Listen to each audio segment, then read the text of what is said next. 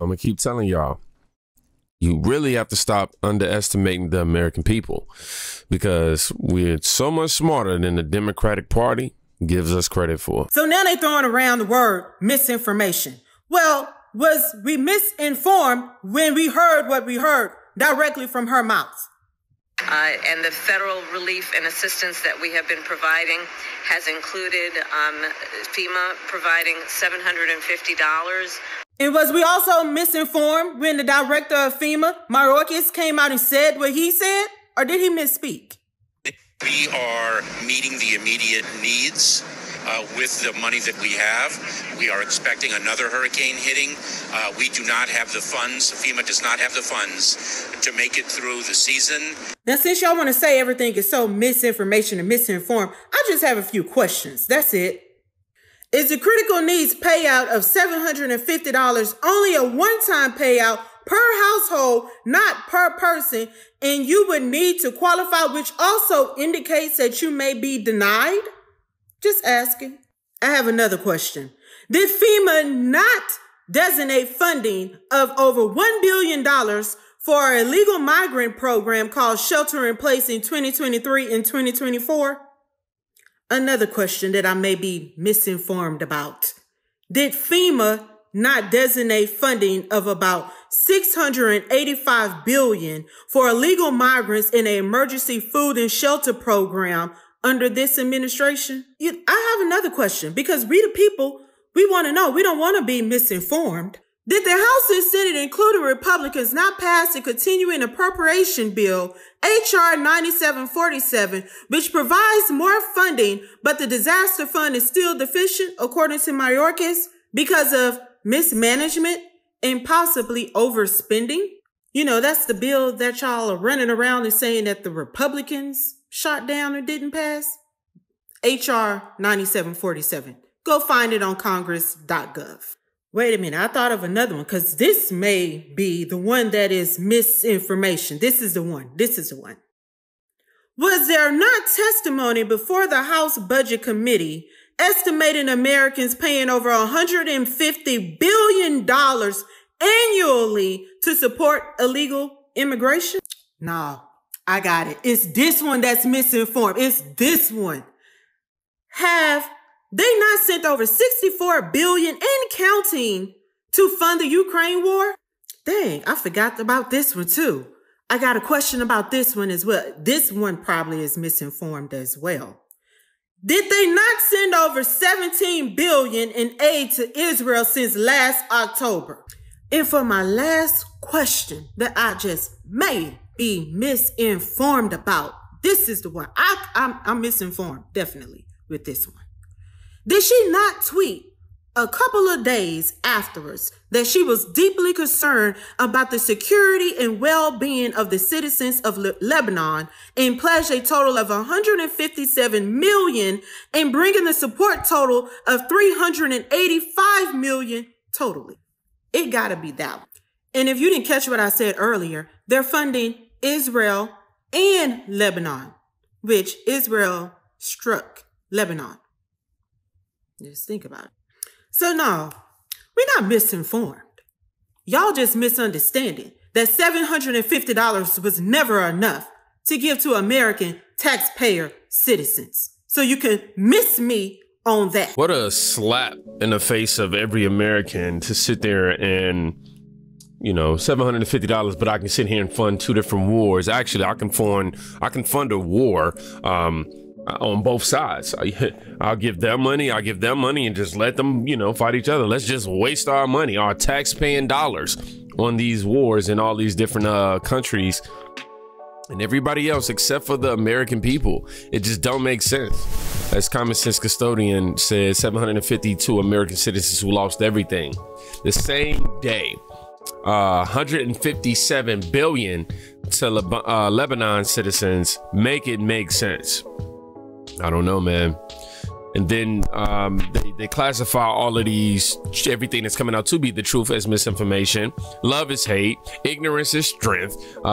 Freedom is slavery. And men are women right now, okay? This is the world that we live in, okay? Let's read a few comments. It's per family. So if you have 2, 3, 4 kids, you still only get $750. That's if you qualify for it, meaning you will have to get access to some electricity, electronics, and the internet in order for you to be able to do that. And right now, that has been pretty tough and challenging considering everything that's been going on with FEMA. Somebody said, you forgot they're not giving them $750. It's a loan, and if not paid back over the years, the government will take your entire property, which could be acres, and they won't even consider inspecting your property unless you sign the contract first, so they're not giving you nothing. I don't know how true that is. I could have sworn we ended up getting that debunked, but I have to do a separate video for that specifically so we can get to the bottom of that. But yeah, man, is America done for? That's what it feels like. And then you have Kamala Harris. She goes on The View and she blames FEMA's failure in the Hurricane Helene. She blames all of this on Donald Trump. Yes. Kamala, and I'm calling you Kamala because for all of those who are mispronouncing it, I want you all to know how to say it. There we go. But let's talk about something you would do different from Donald Trump. Right now, there is a monster storm barreling towards my state of Florida, a place that's still reeling from Hurricane Helene. Trump is lying, claiming that the Biden administration is intentionally withholding aid from the areas where Republicans live and that FEMA funds are being redirected to migrants. Ironically, that is something he did in 2019.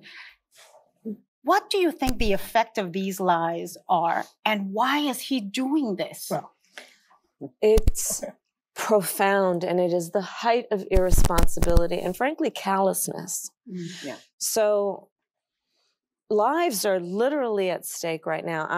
I traveled to Georgia and to North Carolina after Hurricane Helene.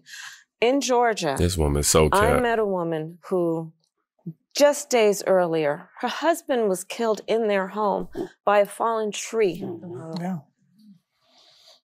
Days later, I met with her and her daughter.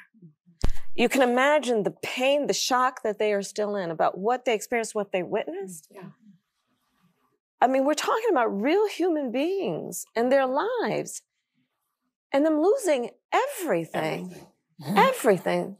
This woman lost her husband, her child lost her father. People are losing their home with no hope of ever being able to reconstruct or return.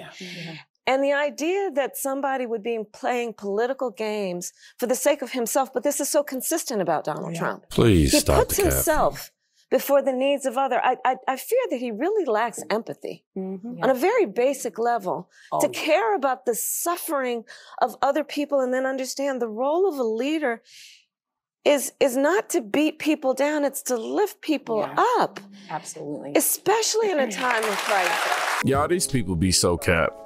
First of all, her sitting there talking about how she's at Georgia and this other place and well, yada, yada. And she's saying it as if Donald Trump wasn't the first one there.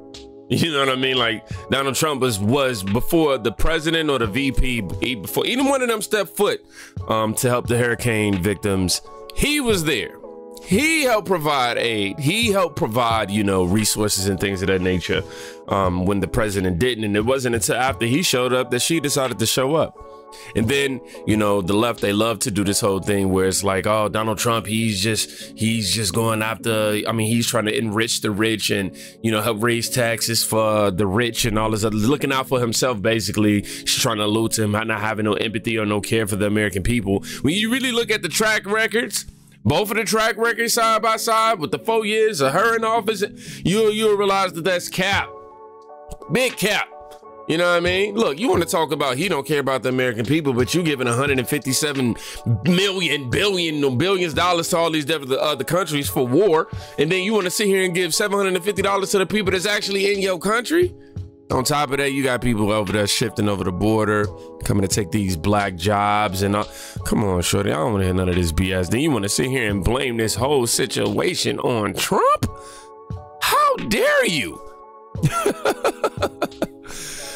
Somebody said Trump hasn't been in office for almost 4 years. FEMA operates with a base budget of 20 to 35 billion annually, which fluctuates based on disaster severity and supplemental appropriations.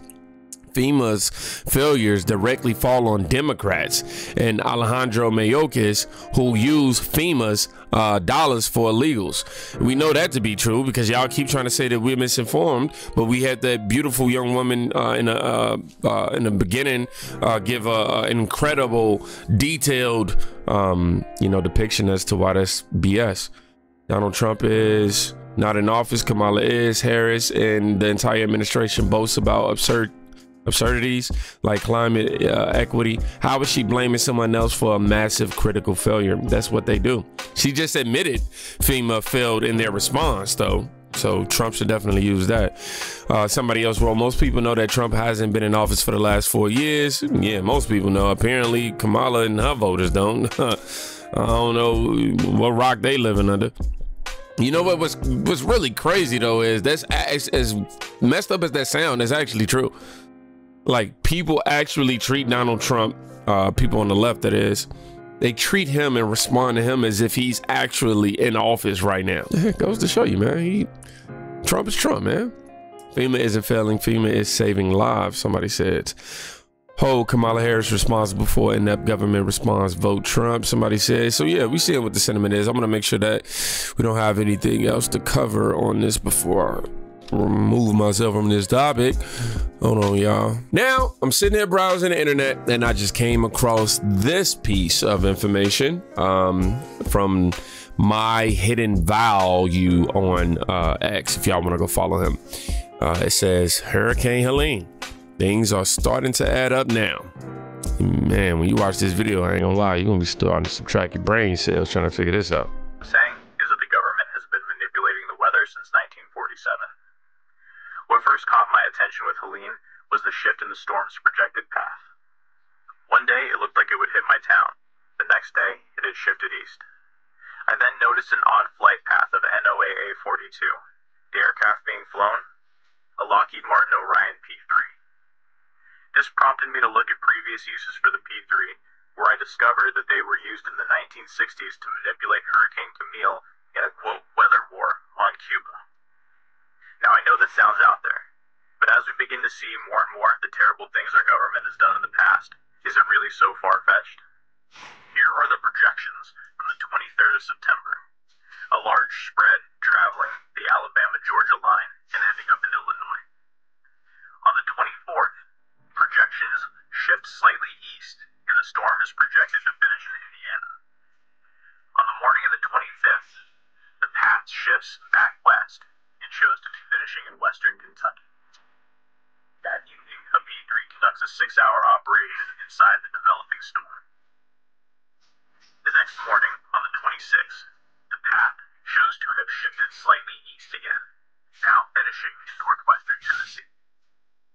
The evening of the 26th, the same P-3 conducts operations throughout Hurricane Helene as it makes landfall, and the storm's actual path shifts further east, finishing in northeastern Tennessee. What would the government's motivations possibly be to modify a storm? That I don't know.